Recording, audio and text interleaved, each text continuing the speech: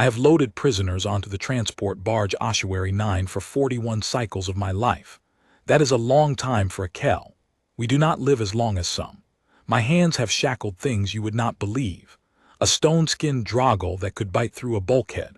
A V-Wen assassin with eyes on the backs of her knees. Once, a creature made mostly of pressure and hate, and I still don't know what species it was, only that it screamed in a language that made 2 of the crew go deaf. None of them frightened me the way the human did. I want to say that first, before I tell you anything else, because I have told this story maybe a dozen times now, in the loading bays and the dark cafeterias where old dock workers drink, and every single time somebody laughs. They laugh because a human is a soft thing. No plating, no claws worth the name, skin you can open with a fingernail. They look at me and they say, "Old Kell, you are getting sentimental, it was just a human." And I let them laugh. Then I show them my hand, the 2 fingers on my left that don't close all the way anymore, and I tell them it wasn't the human that did that. It was what I saw the human do. Let me start from the beginning, the proper beginning, the way you're supposed to. It was station dark when they brought him in. On a barge like the Ossuary, there is no real day or night, just the schedule, and the schedule said it was the sleep cycle, which meant the loading bay was half lit and freezing and mostly empty. I liked those shifts, quiet work.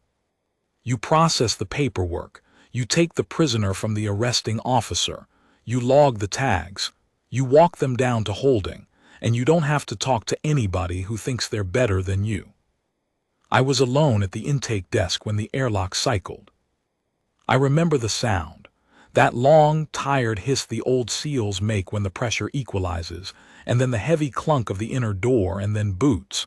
Not one set, 6, which was strange because a single prisoner does not usually rate 6 escorts. The one they were escorting was in the middle of them, and at first I couldn't even see him properly, just the shapes of the guards around him. They were Seti, you know the Seti. Tall, the color of wet slate, those long straight spines running down the back of the skull, the kind of species that gets born into a uniform. They run half the enforcement in this sector. Cold people, efficient. I have never once seen a Seti laugh, and I've worked beside them for decades. Leading them was a woman. I say woman because that's what she was in her own way, though the Seti don't split their sexes the way you might expect. Her name, I learned it later, was Subwarden Vasse Toran. She wore the deep blue of the Corward Enforcement Bureau, and she had a rank braid down her right arm that told me she was important. More important than anyone who usually walked into my quiet little intake bay in the middle of a sleep cycle. She looked at me the way important people look at furniture. "You are the intake officer," she said. It wasn't a question. "I am." I stood up straighter than I needed to. Old habit. "Log this one and put him in the reinforced cell, deck 4, not general holding." And then the guards shifted, and I saw him. He was on his knees. Not because he was praying or begging. I would learn very quickly that this human did not beg, but because 2 of the Seti were holding him down by the shoulders hard, the way you hold something you're afraid will move. His head was down, dark hair, matted with something dried, a split along one cheekbone that had swollen his eye half shut. His clothes were the gray of a labor prisoner but torn, one sleeve gone entirely, and underneath I could see the marks, bruises going yellow and green and black, old ones and new ones layered together like sediment. They had beaten him, recently and often. I have processed 1,000 beaten prisoners. It is not supposed to move me anymore. But there was something about the way he was breathing, slow, deliberate, counting it out, that made me pause with my stylus over the log. And then he lifted his head and he looked at me. I don't know what I expected. Fear, maybe. Rage. Most prisoners give you one of those 2 things. This human gave me neither. He looked at me the way you look at a stranger on a train, just noticing, registering that I existed. His eyes were brown, and one was drowning in its own swelling, and there was blood dried in the crease of his mouth, and he was calm. Completely, unnaturally calm. "Hey," he said to me, like we were meeting at a bar. One of the SETI struck him across the back of the head, and his face went back down. "He does not speak to staff," Subwarden Toran said. "I logged him. I want you to understand that I logged him without a fuss, because I am a coward by nature, and I have kept my job for 41 cycles by keeping my head down and my questions to myself. But I read his file as it scrolled up on my console, and my hands got cold. Human, designation, cargo, disputed. Origin, the bright errand, a human hauler that had been impounded near the SETI border for a customs violation. And the charge that had put him here, on a maximum barge, under a subwarden's personal escort. Insurrection. I looked up. He's a hauler crewman charged with insurrection. Toran's spines flattened. That's the SETI equivalent of a scowl. He is a violent instigator who assaulted 3 bureau officers during the impound. The charge stands. I looked at the man on his knees. He didn't look like an instigator. He looked like a man who had been hit for a very long time and had decided not to give whoever was hitting him the satisfaction. Of course, Deck 4, the reinforced cell.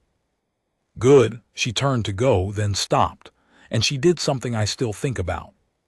She crouched down in front of him, right down to his level, close enough that if he'd been chained differently he could have bitten her, and she looked into his ruined face and she said, quietly, "You should have stayed on your knees, human, but you'll learn."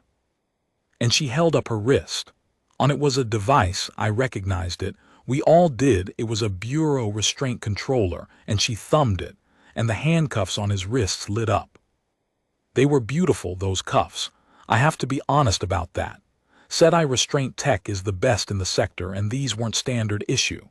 They were a smooth, seamless band of dark alloy around each of his wrists, joined by a rigid link, no chain, no give. When she activated them, thin lines of blue light traced through the metal like veins. There was a low hum, almost musical. "These are Torvin pattern manacles," she said, and there was a horrible pride in her voice, the pride of someone who has never once been proven wrong. "The alloy is grown, not forged.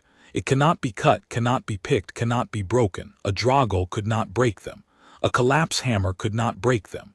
In the history of the Bureau, no prisoner has ever removed a set. Not one.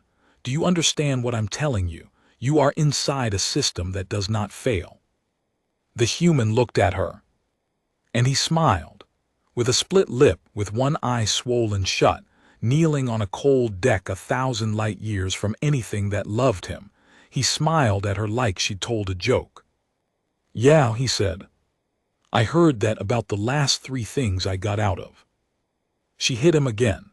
And then she left, and her guards left with her, boots ringing out through the airlock, and it was just me and the human in the freezing quiet of my intake bay. I should have called for the Deck 4 detail immediately. That was procedure. You do not sit alone with a maximum security prisoner. But my legs weren't quite working and my mind was stuck on that smile, so I just sat there, and for a while neither of us said anything. Then he spoke, quietly, not lifting his head much, in case there were eyes on us, and there are always eyes on a barge, but he'd figured out the intake bay's blind angles faster than I had in 41 cycles. "What's your name?" I shouldn't have answered. "Vec," I said.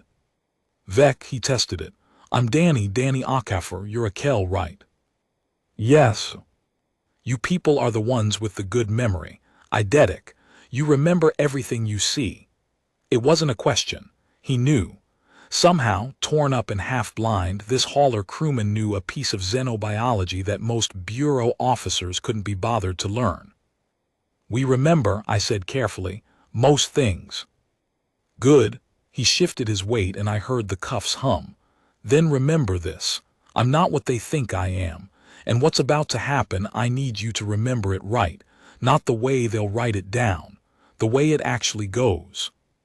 "What's about to happen?" He looked at me with his one good eye, and there was no drama in it, no threat, just a kind of exhausted certainty. I'm going to go home, he said. That's all, I've got a daughter. She's 6. I told her I'd be back before the harvest festival and I don't break promises to her, so one way or another I'm going home. Danny, I lowered my voice to almost nothing. You're on a maximum barge. There is no going home from here. This is the end of the line, whatever you were, whatever you did. I fixed a water reclaimer, he said. I stopped. That's what I did, that's the whole thing. He laughed and it turned into a wet cough and he spat blood onto the deck and kept going. There were 40 people on that hauler, Vec, refugees, real ones fleeing a corp world that got sold out from under them. Bureau impounded us for a customs thing, some paperwork, and then they just left us. Cut the power to our section to save fuel. 40 people, no water reclaim, no heat. People started dying. Kids first. Always the kids first. He was very calm. That was the thing that made it terrible. He said it all very calmly. So I broke into the systems bay and I fixed the reclaimer and I turned the heat back on. That's my insurrection. That's my assault on 3 bureau officers. I put myself between them and a mother whose baby they were about to let freeze, and I would not move, and it took 3 of them to move me, and I broke one of their arms doing it, and I am not sorry. His voice never rose. They're not sending me to a prison. Subwarden Toran is sending me somewhere I'll disappear, because I embarrassed her in front of the refugees. Because a soft little human with no plating and no claws made her whole shiny system look like exactly what it is. I didn't know what to say. I'm not a brave person. I have spent my whole life being furniture, and it kept me alive, and I had no framework for a man like this. Why are you telling me this? I whispered. Because you asked my name, he said simply. Nobody's asked my name in 11 days. The Deck 4 detail came for him 10 minutes later, and I watched them haul him up and march him out, and I told myself that was the end of it. Just another prisoner. Just another sad file in a career full of them. I went back to my log and I tried to forget his face, and I could not, because I am a Kell and we don't forget faces. That's the whole curse of us. For 3 cycles I heard things. You hear things on a barge. The walls are old and the vents carry sound. I heard that the human on Deck 4 wouldn't break. I heard that Subwarden Toran had extended her stay aboard specifically for him, which was unheard of. A subwarden staying on a prison barge for a single hauler crewman. I heard she came to his cell every cycle and spoke to him through the barrier, and that she'd started bringing tools. Not tools to hurt him, tools to test him. You see, I found out later, this had become a personal thing for her. Toran had built her whole career on the set-eye idea that the system does not fail. That order is total and the individual is nothing, and the correct response to overwhelming force is submission, because submission is the only rational choice. And here was this human who kept smiling at her, who fixed a water reclaimer he wasn't supposed to touch, who broke a bureau officer's arm with his bare, clawless hands, who would not submit. It got under her plating. I've seen it happen to set-eye before. They build these towers of certainty inside themselves, and when one stone comes loose they can't stand it. They have to prove the tower's still whole. So she came to his cell and she showed him the manacles, and she told him again and again that they could not be broken, and she waited for him to agree. To break inside where it mattered. To say, you're right, your system is total, I am nothing. He never said it. On the 4th cycle, she summoned me. The interview room on Deck 4 is a cold gray box with a table bolted to the floor and one light that flickers. When I came in, Danny was already there, sitting on the far side, and the cuffs were still on him, and he looked worse than before. They hadn't fed him properly. His face had gone gaunt. But when he saw me, that same little flicker of recognition crossed his one good eye, and he gave me the smallest nod, like we were old friends. Subwarden Toran stood behind him, and there were 2 guards by the door.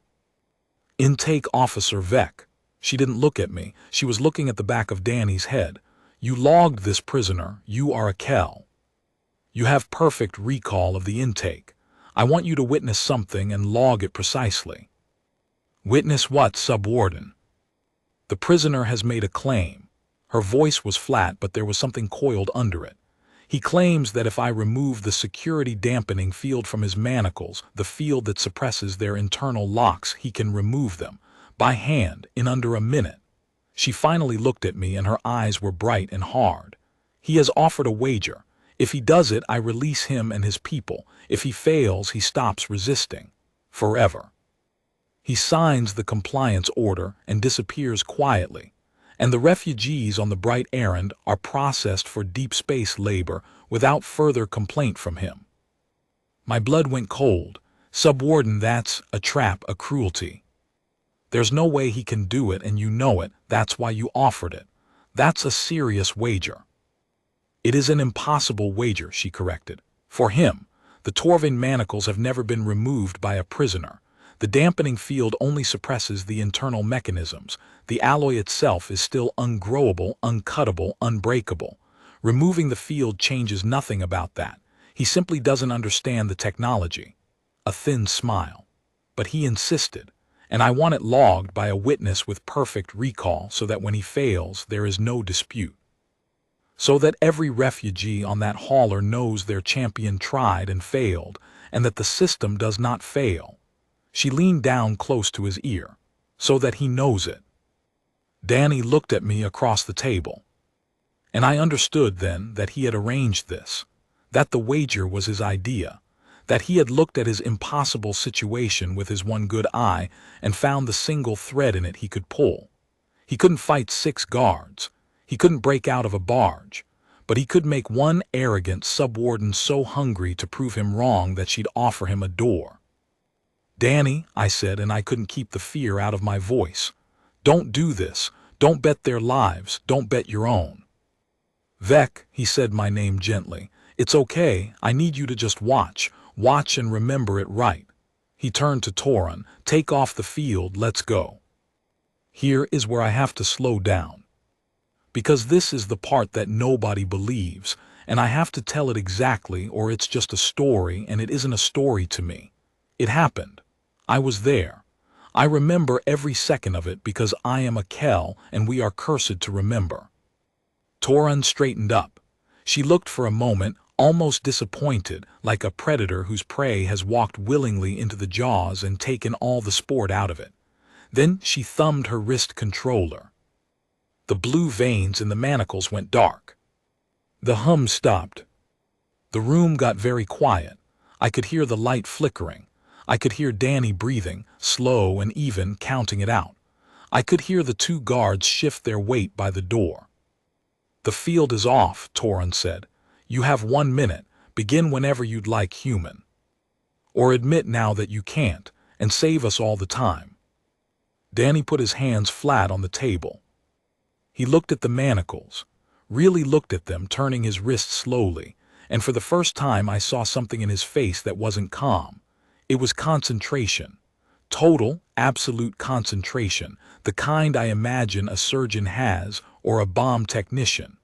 His swollen eye had opened a little more over the cycles, and now both of them were fixed on the metal. Said I make good cuffs, he said quietly, almost to himself. Grown alloy, no seam, no lock a pick can reach. You're right about all that. He flexed his fingers. But here's the thing about your species, Toran. You never had to make anything with your hands. You had claws, then you had tools, then you had machines, then you had slaves and prisoners to run the machines. You never spent 10,000 years being the weakest thing on your whole planet. 40 seconds, Toran said. We did, he kept turning his wrists. We were soft, no plating, no claws worth anything, slow and blind in the dark and weak. Everything on our world was stronger than us. Everything wanted to eat us. He found something. I saw his thumb settle against the inside of one band, against the joint where the rigid link met the cuff. So we learned 2 things the strong species never had to learn. We learned to be smarter than the thing that was hurting us. He pressed, his whole arm shook. Tendons stood out in his neck. Nothing happened. 30 seconds, Toran said, and there was a smile in her voice now. Nothing is happening, human, because nothing can happen. The alloy is. Unbreakable, yeah. Sweat was running into his ruined eye and he didn't blink. I'm not trying to break the alloy. I didn't understand. Neither did Toran, neither did the guards. We all leaned in. The alloy's perfect, Danny gasped. But the joint's a machine. Machines have tolerances. And you grew this cuff around my wrist, Toran. You measured my wrist. You measured it 11 days ago on the bright errand when I was fed, when I was hydrated, when I had good muscle on me. He stopped pressing. He went still, and he smiled that terrible, calm smile. You've been starving me for 11 days. Toran's spines flattened. My wrists are smaller now, Danny said. You made them smaller. You did that.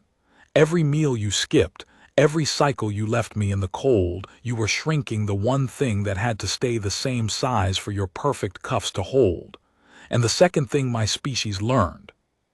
He wrenched his left thumb sideways. I have processed a droggle that could bite through a bulkhead. I have never in my life heard a sound like the sound Danny made then. It was his own bone. He had dislocated his own thumb, folded it flat against his palm, deliberately with his other hand, and the noise of it went through me like cold water. Is that we can hurt ourselves, he said through his teeth, tears streaming freely now, on purpose, to get free. No other animal on our world would do that, but we would. We'd chew through our own leg. We'd break our own hand, because being free was worth more to us than being whole. And with his thumb folded flat and impossible, his hand suddenly narrower than any hand was ever meant to be, he pulled his wrist through the cuff. The grown alloy did not break. She was right about that. It never broke. His hand came out of it anyway. Skin tore. Blood ran down his forearm and dripped off his elbow onto the bolted table, a steady patter in the silent room. The cuff, still perfect, still unbreakable, still humming its little dead hum, hung from his other wrist by the rigid link, empty on one side. Danny Akafer set his freed, ruined, dislocated hand on the table, palm up, and he looked at Subwarden Toran and he breathed, slow, counting it out. 15 seconds, he said. Want to check my work. Nobody moved. I want you to understand what that room felt like. I had spent 41 cycles believing what Toran believed. Not in words maybe, but in my body. That the system doesn't fail. That the strong are strong and the weak stay weak, and the correct thing to do, always, the safe thing, the smart thing, is to keep your head down and be furniture. I had built my whole small life on it. And a starving human with a broken hand had just pulled himself out of the unbreakable thing by choosing to break himself first. Toran made a sound. I'd never heard a set I make it before. It wasn't quite a word. It was the sound of a tower with a stone coming loose. That's, she took a step back. Her hand went to her wrist controller and fumbled with it. That's not, the manacles held. The alloy held. You've proven nothing. You've only injured yourself, you've guards. The guards came off the wall. And here is the thing I did. Me, Vec, the coward, the furniture. I still don't fully understand it. But when the guards came off the wall, I stepped in front of the table. I am a Kell. I am not large.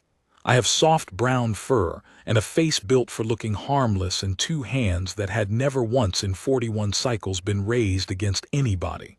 And I put myself between the guards and the broken human, and I said, in a voice I didn't recognize as mine, "He won the wager." Toran stared at me. "Step aside, intake officer." "He won," I said. My voice was shaking. Everything was shaking. You made a wager in front of a witness with perfect recall. You said if he removed the manacles, you'd release him and his people. He removed the manacles. I logged the terms. I logged all of it. It's in the bureau record now, Subwarden, and I am a Kell, and I remember it exactly. And if you kill him in this room, you will have to kill me too. And then you'll have to explain to the bureau why a Subwarden broke a logged wager and murdered 2 witnesses over a hauler crewman who fixed a water reclaimer. I have never said so many words to a superior in my life. I thought I might faint. Danny behind me laughed softly. "Vec," he said, "bye. There you are." He'd picked up a human word from somewhere, some scrap of an old human tongue his refugees spoke, and he used it on me. "Bye, brother," and I have kept it. I keep it still. It is the best thing anyone has ever called me. Toran's spines were flat against her skull. Her hand was still on the controller.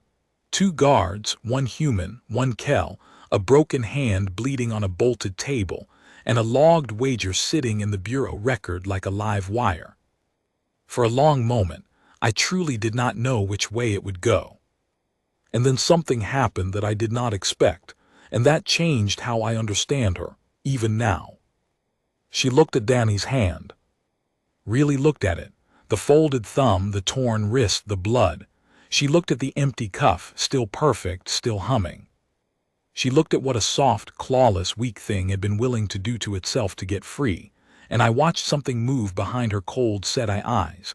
And I have thought about this for a long time. I think that for the first time in her whole ordered life, Subwarden Vasse Toran understood that there was a kind of strength her system had never accounted for. Not the strength that overpowers. The strength that endures. The strength that would rather break itself than kneel. "Stand down," she said. The guard stopped. "Subwarden." I said stand down. She didn't raise her voice. She didn't have to. She turned that flat, unreadable gaze on Danny, and for a long moment the two of them just looked at each other across the table, the set-eye officer and the human who would not stay on his knees. "You broke your own hand," she said. "Yeah. To win a wager against a system that does not fail." "The system didn't fail," Danny said quietly. "You're right. The cuffs held. The alloy held. Everything you built held perfectly." He lifted his ruined hand just slightly. "It just turned out the strongest thing in the room wasn't the metal." I will not pretend it was simple after that. It was not simple. There was an inquiry. There is always an inquiry. Toran could have buried the whole thing. She could have found a way to make the wager disappear, to make me disappear, to make Danny into an accident in a cold cell that nobody would ever question. She didn't. I don't know all of why. I have turned it over 1,000 times. Part of it was the record. She was too proud and too correct to break a logged bureau wager, because breaking it would have meant admitting the system could be cheated by an official, and that was the one thing she could not admit. Her own certainty trapped her. The tower she'd built to imprison Danny turned out to have him standing inside her too. But part of it, I believe this, I choose to believe this, part of it was that she'd seen something in that room she couldn't unsee. And a set-eye who sees the truth cannot easily go back to the lie. It's not in them. Cold as they are honest. It's the honesty that had made her so cruel. She genuinely believed the system was total. And it was the same honesty that would not now let her pretend she hadn't watched it fail. The refugees of the Bright Errand were released. All of them. It took 40 cycles of bureau process, and I gave testimony 3 separate times. My perfect Kel recall laid out word by word, wager and terms, and the sound of a human breaking his own hand. They were resettled on a green world in the Corward Reach. I've seen pictures. There are children there now who were freezing to death in a powered-down hauler, and they are not freezing anymore. And one of them is a girl of 6 who a man promised he'd come home to before the harvest festival. He kept the promise. Barely. His hand never worked right again. The bureau medics reset the thumb, but a human hand is a delicate thing, and he'd asked too much of it.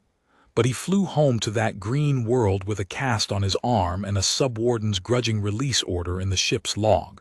And I am told his daughter ran across a field to meet him, and he caught her with the arm that still worked. I wasn't there for that. I only heard. But I am a Kel, and even the things I only hear I keep. Toran left the bureau within the cycle. I don't know if she was pushed or if she jumped. Set-eye don't explain themselves to intake officers. But before she left the ossuary for the last time, she came to my quiet little bay in the middle of a sleep cycle, and she stood in front of my desk the way she had that first night, and for a while neither of us said anything. Then she said, "You put yourself between my guards and the prisoner."